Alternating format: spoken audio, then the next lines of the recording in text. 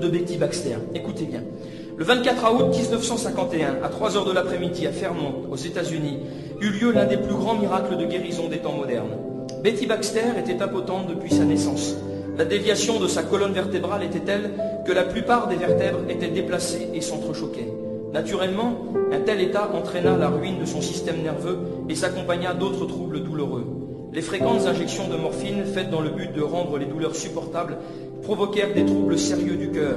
Les crises cardiaques devinrent fréquentes et il s'y ajouta de continuels maux de reins.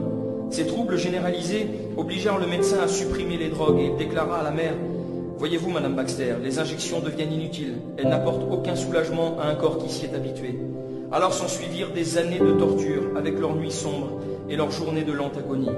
À l'âge de 12 ans, Betty fut renvoyée de l'hôpital comme incurable et rentra chez elle pour mourir.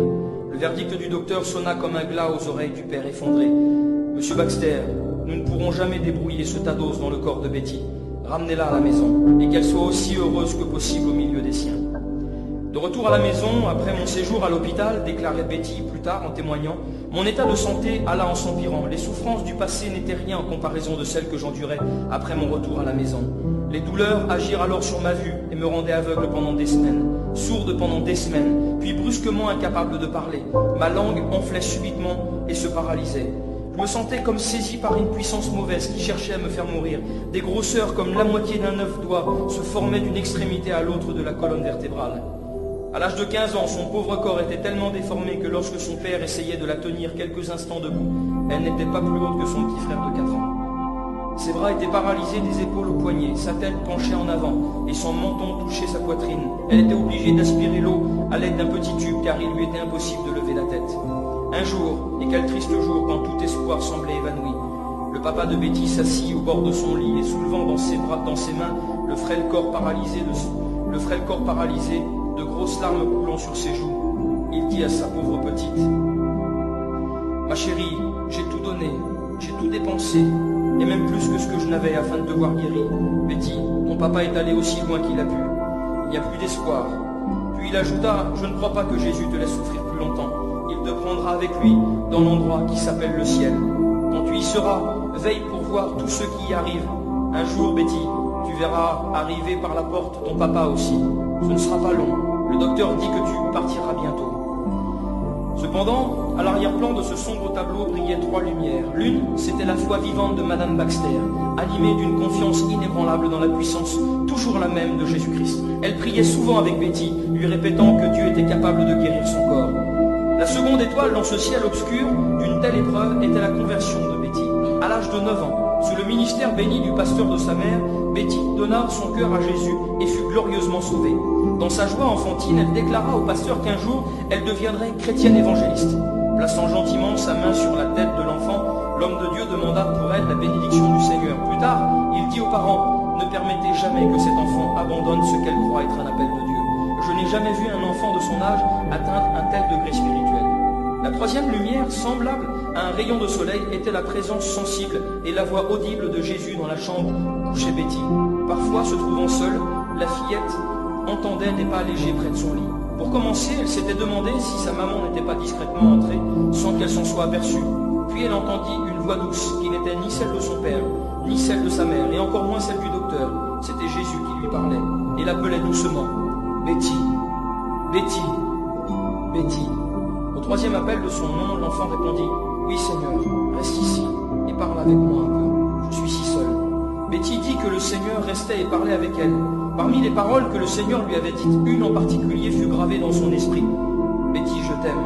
Rappelle-toi, mon enfant, que je ne t'abandonnerai jamais, je ne t'oublierai jamais. » Le ravissement apporté par cette sainte promesse fut ce qui soutint l'enfant torturé par l'infirmité pendant les années de son martyre. Alors vint le 14 août 1951. Chacun dans la ville de Martin County, au Minnesota, sut que la petite Baxter était mourante. Des amis chrétiens et d'autres incrédules s'étaient rendus dans sa chambre les jours précédents, mais la plupart du temps, Betty était dans l'inconscience. Depuis quelques semaines, elle ne pouvait plus remuer la langue. Mais en ce jour d'août, son parler était revenu. Le ciel semblait étrangement descendre sur elle, et l'enfant mourante était contrainte de prier comme elle ne l'avait jamais fait auparavant. Voici comment elle priait, tandis que les larmes coulaient sur son pauvre visage, profondément marqué par la souffrance. « Seigneur, je vais te dire ce que je ferai. Je ferai une marche avec toi. Jésus, si seulement tu me guéris intérieurement et extérieurement, j'irai parler de toi chaque soir jusqu'à l'âge de 90 ans si tu le veux, Seigneur. » Puis de nouveau, elle suppliait, « Seigneur, je ferai plus que ça. Si tu me guéris et que je puisse marcher et me servir de mes bras, et que je sois forte et normale comme les autres enfants, je te donnerai toute ma vie. Je n'appartiendrai plus à Betty Baxter, mais je serai à toi et à toi seul. » Et dans le silence qui suivit ce vœu, Betty prêta l'oreille pour entendre la réponse du ciel. Elle vint. Jésus parla de façon audible. Il dit, « Je vais te guérir entièrement dans l'après-midi du 24 août à 3 heures. » Quelques instants après, sa mère entra dans sa chambre, le visage rayonnant, et lui dit que Jésus lui avait révélé que Betty allait être guérie le dimanche 24 août à 3 heures de l'après-midi. Avec une foi simple, dans l'attente de la guérison, Betty demanda à sa mère de lui acheter une paire de chaussures et des vêtements, afin qu'elle puisse l'accompagner à l'assemblée du soir, le soir du dimanche de sa guérison.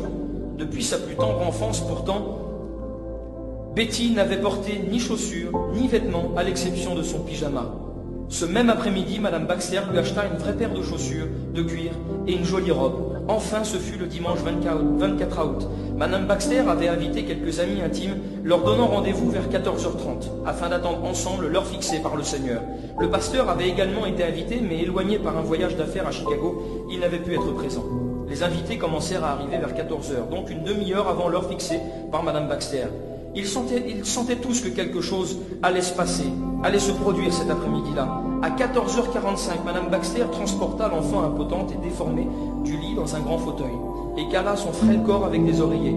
Puis Betty demanda aux assistants de se mettre en prière, ce qu'ils firent, tandis qu'on entendait les sanglots de la maman. Alors, Jésus vint dans la chambre. Il sembla à Betty qu'il vint dans un grand nuage blanc, comme de la laine. Ses cheveux tombaient sur ses épaules en vagues douces. Ses yeux si lumineux et doux regardaient l'enfant confiante. Les bras tendus, il s'avança vers elle et dit tendrement, « Betty, tu étais patiente et aimable. Je te promets maintenant la santé, la joie et le bonheur. » Alors le miracle s'accomplit. En l'espace de 10 secondes, Betty sentit des mains chaudes et vibrantes toucher son cœur, sa colonne vertébrale et son estomac. C'était comme un courant électrique traversant son corps. On entendit le craquement de ses os. Soudain, Betty se raidit, se dressa sur ses pieds et bondit hors de son fauteuil, complètement guérie. Courant vers sa mère, elle s'exclama, « Maman, regarde et vois, les bosses sont partis !» Très excitée, Madame Baxter fit courir ses mains de haut en bas vers la colonne vertébrale de sa fille et dit, « Oui, elles ont disparu, j'ai entendu les os craquer et se déplacer. Betty, tu es guérie, loué soit son nom !» Oui, Betty fut guérie parfaitement en 10 secondes. Ce même soir, habillée et chaussée à neuf, elle alla avec ses parents au Granada Gospel Tabernacle et témoigna aussitôt de sa guérison miraculeuse. Peu de temps après, 1000 personnes s'assemblèrent au High School Auditorium pour la voir et l'entendre raconter ce merveilleux récit. Le journal local publia en première page le récit de sa guérison. Aujourd'hui, Betty, devenue Madame Donthelt, mère d'un petit garçon, voyage avec son mari, pasteur évangéliste, dans toute l'Amérique pour répondre aux centaines d'invitations des églises. Des auditoires évalués quelquefois jusqu'à 14 000 personnes pendant un seul service viennent écouter le miracle de ce récit du XXe siècle. Il arrive que 300 à 500 personnes se donnent à Jésus pour le salut après avoir entendu le témoignage de Betty. Amen. Gloire à Dieu. Y a-t-il quelque chose d'étonnant